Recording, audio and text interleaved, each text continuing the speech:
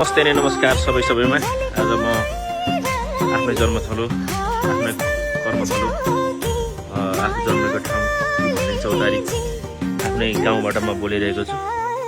आज म एउटा सानो भिडियो बनाउने जमर्को गरेको छु साथीहरु। विशेष गरी एउटा स्पेशल चिज यहाँलाई देखाउन गएको छु।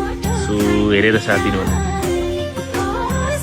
म के स्पेशल भने च्याउ ल्याउनु भएर छ हाम्रो एउटा भाइले। च्याउको तरकारी देखाउन जान्छु। च्याउ ल्याउने भाइ चाहिँ यही हो। हेलो भाइ। हेलो। के छ, ठीक छ नि हैन? एकदम के च्याउ ढिँडो खाने आज? खानु पर्यो। अब अंकलले नि हिजोदेखि साह्रै च्याउ खाने मन गर्नु भयो र ट्याक्क बिहानै उठेर खोज्न गएर ट्याक्क भेटाएर एउटा ल्याइदिए थिएँ। ल ओके छ। ल ट्याक्क खानुपर्छ। ल ओके। यहाँ दाइ हुनुहुन्छ हाम्रो माइल दाइ। ल त्यसै गरी म यहाँ देखाउन गइरहेको छु च्याउ ढिँडो। ल यहाँ फाइनली ढिँडो पाकिसकेको छ है। ल स्पेशल च्याउ हो यो। च्याउ वा मासु बारीमा पकाएको च्याउ हो साथीहरू।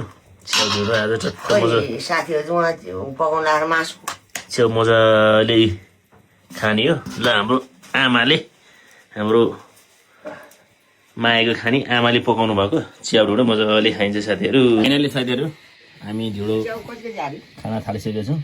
थोरै मात्रै हाल्दिनु।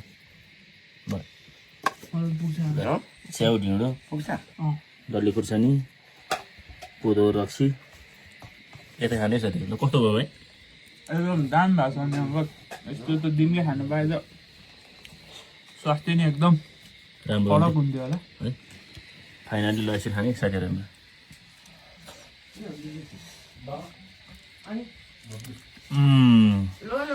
एकदम स्पेसल छ साथीहरू। रक्सीमा कान्छ साथीहरू हामी च्याउ र ढिँडोसँगै कोदोको रक्सी चट्ट अर्ग्यानिक कोदो रक्सी पनि खान गइरहेको छु।